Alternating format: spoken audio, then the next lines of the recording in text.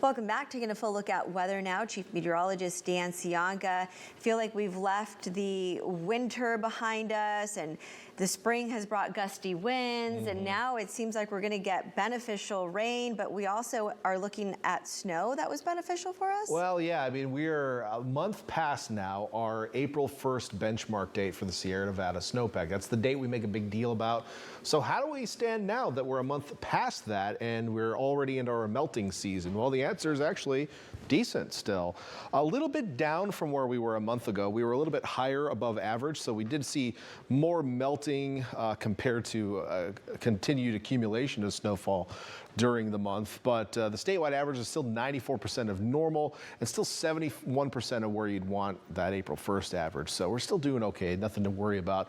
We're doing best in the north and then worst in the southern Sierra. But we're going to add to that this weekend. So if your travel plans take you up over I-80 or US 50 this weekend, well, you're going to have a time as we expect some snow to start working its way through there Saturday afternoon and into the evening hours.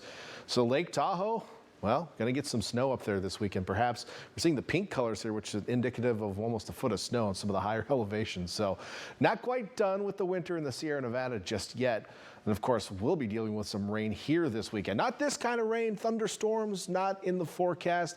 We're looking at maybe some possibility for them. It's just not looking like that today. Look at all these storms across the plains today. Man, it is severe weather season out across the Great Plains. Tornadoes over the last couple of days. But back here on the West Coast, it's a different story. We have an area of low pressure off to the northwest, a little rain moving through Seattle and Portland, and then high pressure off to the west. These two features kind of funneling the air in between them. So we've been in this funnel for the last 5 days or so. That's why it's been so windy, and we're going to stay that way here for the next couple of days. With that said, the ridge does start to move to the west a little bit. That's going to allow a trough coming out of the Gulf of Alaska to bring the aforementioned weather system that's going to bring snow to the Sierra Nevada to us as well, with some rain Saturday. Now, the latest trends are earlier in the day.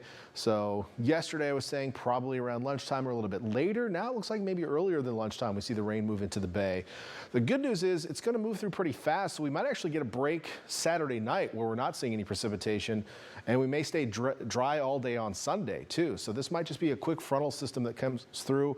Some of the model runs yesterday were showing that lingering kind of over us for the next day or so with showers. The latest trends have been much quicker, so maybe not a complete disruption of your weekend plans. Certainly Friday or Saturday afternoon, maybe late morning, mid-afternoon Saturday, you're going to be dealing with some rain across the bay and then probably inland as well. So things like good old days will be affected from that. But looks like maybe Friday or Saturday evening into Sunday, things look a little bit better. And then the pattern kind of reverts to what it was. High pressure off to the southwest, troughing to the north, which means it looks like we're going to have wind again next week. Our spring winds, there's a reason why we talk about our spring winds here on the Central Coast. They are a thing, and well, golly, we're going to be experiencing them here for the next week or so, probably. Future track overnight showing those winds dying down, mostly clear skies.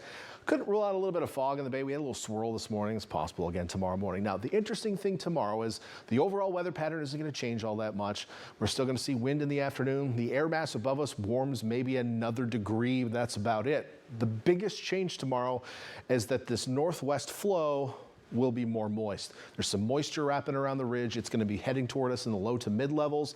And because of that, we'll probably see some low clouds later in the day and into the evening with that sea breeze that's been coming in every day anyway. But tomorrow night, yeah, we could see some low clouds out there because of that higher humidity values that are coming in. Otherwise, should be a pretty similar day to what we saw today. Temperatures about where we were. How about 77 Santa Cruz, 80 Ben Lomond, 81 Boulder Creek, Scotts Valley, nice and toasty temperatures. Capitola, double sevens as well. Watsonville, mid 77, 80s in Gilroy, Hollister, mid 70s in Salinas again, where the wind's coming off the water directly. You're in the 60s in Castroville, Marina, the Monterey Peninsula, all in the 60s still, as you don't really have any shelter from that northwesterly wind. But looking down south, a little bit farther away, that air modifies pretty quickly, and we're in the 70s again, closing in on the 80s by the time you get past King City. So for the next 7 days, we are still going to see wind on the coast, I think, every day. It will go up and down a little bit, but it's just going to be windy every day. That's just the way it is, unfortunately. Rain is likely Saturday, especially in the middle part of the day. A few sprinkles may linger into Sunday, but Sunday is trending drier, so that's some good news. Next week, again, wind and maybe similar temperatures to what we're seeing this week. Santa Cruz nice and warm, Monterey kind of chilly because of that northwest flow.